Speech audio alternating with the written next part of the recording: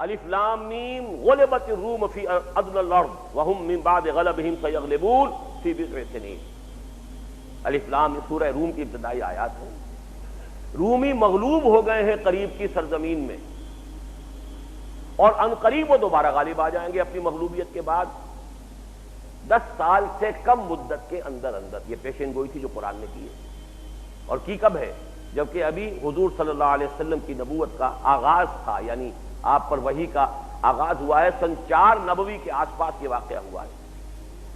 وجہ کیا بنی اس کی کہ جب یہ رومیوں کی اور ایرانیوں کی جنگ ہو رہی تھی، اور آپ کو معلوم ہے یہ جزیرہ نماء عرب کا نقشہ اگر ذہن میں آپ رکھیں تو اوپر جا کر یہ ایک طرف عراق ہے، ایک طرف شام ہے. شام جو ہے شام عرب وہ مغرب کی طرف ہے میڈیٹرینین کے ساتھ. عراق عرب یہ ایران کے ساتھ ہے. عراق عرب اس وقت قبضے میں تھا ایران کے، تو ایران اور عراق یہ سلطنت کسریٰ تھی. شام قبضے میں تھا رومیوں کے، شام سے ترکی اور اس کے بعد پورا یوں سمجھیے کہ یورپ کا کچھ علاقہ یہ رومن امپائر تھی. یہ 2 سپر پاورز تھی اس دور کی، اور کئی 100 سال سے ان کے درمیان جنگیں ہو رہی تھیں. ایک بڑی عظیم جنگ ہوئی ان کے درمیان. ہرقل جو اس وقت کا روم کا جو فرما روا تھا، قیصر روم، اس سے زبردست شکست ہوئی. نتیجہ یہ نکلا کہ بیت المقدس ان کے ہاتھ سے نکل گیا، اور جو ان کی مقدس صلیب تھی اس کو بھی رومی لے گئے. گویا کہ مذہبی اعتبار سے، دینی اعتبار سے، سیاسی اعتبار سے، عسکری اعتبار سے بدترین حالات ہو گئے رومیوں کے. مکے میں مشرکین نے بغلیں بجانی شروع کر دی.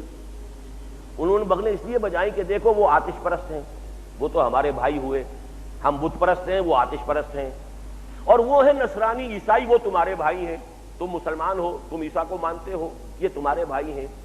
تو تمہارے بھائیوں کو ہمارے بھائیوں نے تلپٹ کر دیا اور مار دیا اور پیٹ دیا، تو وہ بڑی خوشیاں منا رہے تھے. اس وقت یہ آیات اتری ہیں.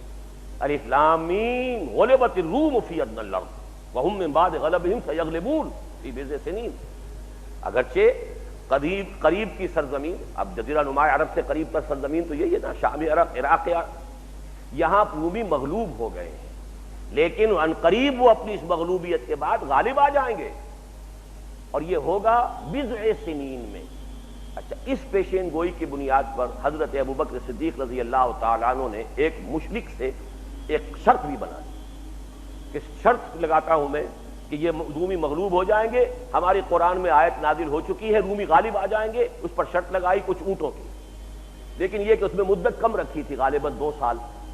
حضور کے پاس جب آئے خبر دی کہ میں نے یہ شرط لگا لی ہے، حضور نے فرمایا کہ نہیں، 9 سال کی مدت کرو اور اونٹ بڑھا دو، شرط کی مقدار بڑھا دو، لیکن مدت 9 سال. اس لیے کہ بضع کا لفظ آیا ہے، اور بضع عربی زبان میں 10 سے کم تر پر اطلاق ہوتا ہے. 8 بھی ہوگا، 9 بھی ہوگا تو بضع، 7 ہو، 6 ہو، 5 ہو، 4 ہو، 3 ہو، 2 ہو، وہ سارا کا سارا بضع میں آئے گا. فی بضع سنین آیا ہے تو گویا کہ 10 سال سے کم تر مدت کے اندر تو یہ ہو جائے گا، لیکن یہ کہ اس سے کم کی تم شرط نہ لگاؤ. بالکل ٹھیک 9 برس کے بعد وہ واقعہ پیش آیا.